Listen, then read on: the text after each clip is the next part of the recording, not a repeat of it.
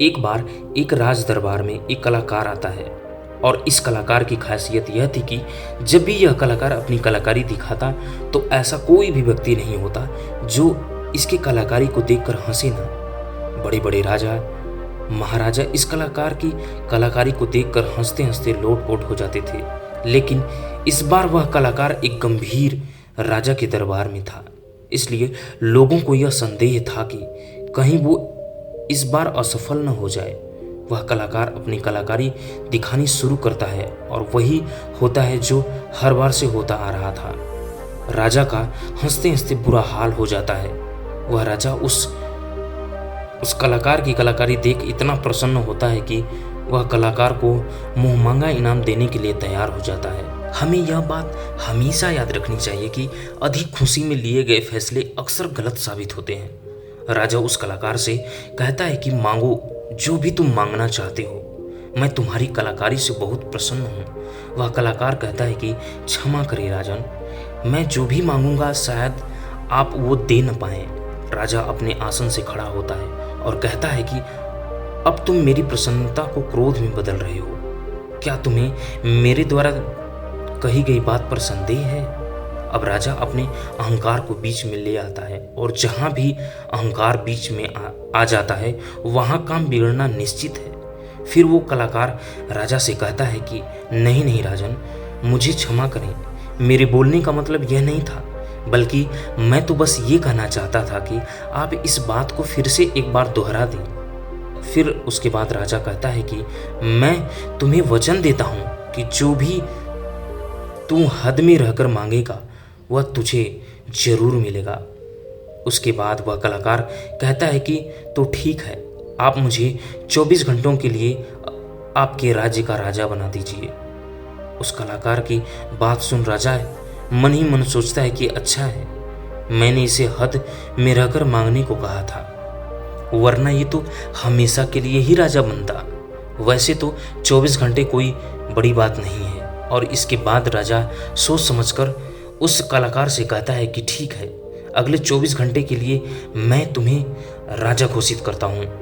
राजा बनने के 1 घंटे के अंदर ही वह कलाकार जो कि अब राजा बन चुका था वह पुराने राजा को फांसी पर चढ़ा देता है और दूसरे घंटे में वह पुराने राजा के सभी भरोसेमंद लोगों को हटाकर अपने भरोसेमंद लोगों को रख लेता है। आप में से बहुत सारे लोग उस राजा को मूर्ख समझ रहे होंगे, परंतु मैं आपको बताना चाहता हूं कि वह राजा कोई और नहीं बल्कि आप हैं और वह कलाकार आपका मन है। आपका मन आपको थोड़ी सी खुशी क्या दे देता है कि आप उसके पीछे पीछे हो लेते हैं, जो वही कहता है वही आप करते हैं और बाद में आपके हाथ में केवल पछतावा ही लग जाता है। किसी भी चीज़ का मजा लेना समस्या नहीं है, बल्कि इसे मजे में ही डूबकर अपनी शुद्ध बुद्ध खो देना समस्या है। दोस्तों, हमारा मन हमसे सिर्फ बुरे काम ही नहीं करवाता, बल्कि यह आपसे अच्छे काम भी करवाता है। मैं आपको एक उदाहरण देकर समझाता हूँ। जब आप ईर्ष्या का सहारा लेते हैं तब आपका मन बुरे काम करता है, और जब आप क्रोध का सहारा लेते हैं तब आपका मन बुरे काम करता है। जब आप मोह, अहंकार, लालच जैसे बुरी चीज़ों का सहारा लेते हैं तब आपका मन आपसे बुरे काम करवाता है, और जब आप प्रेम, दया, कृतज्ञता जैसी भावनाओं का सहारा लेते हैं तब आपका मन अच्छे काम करता है। इसलिए समस्या मन नहीं है, बल्कि मन का इस्तेमाल किस तरह से किया जा रहा है, यह समस्या है। गौतम बुद्ध ने जागरूकता को इतना महत्वपूर्ण इसलिए बताया हुआ है क्योंकि जागरूकता के द्वारा ही अपने मन को नियंत्रित कर सकते हैं। मन को नियंत्रित करने का मतलब यह नहीं है कि आपके मन में नेगेटिव विचार आने ही बंद हो जाएं। मन को नियंत्रित करने का सही मतलब यह है कि आपका कोई भी विचार आपको विचलित ना कर पाए। विचलित होने का अर्थ सिर्फ परेशान होना नहीं है, बल्कि खुश होना भी है।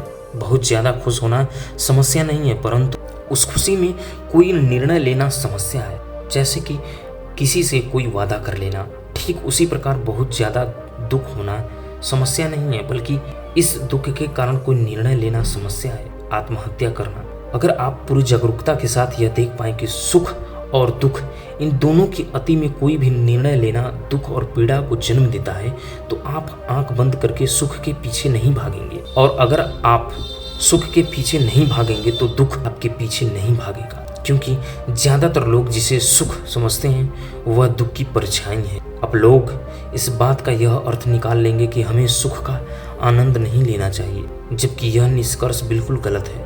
अगर आप सुख और दुख इन दोनों की अति में कोई निष्कर्ष नहीं निकालते हैं तो आप वही रहते हैं जहां आपको होना चाहिए, मध्य बिंदु पर। तो दोस्तों आज के लिए बस इतना ही, मिलते हैं किसी नई वीडियो में, तब तक के लिए जय हिंद।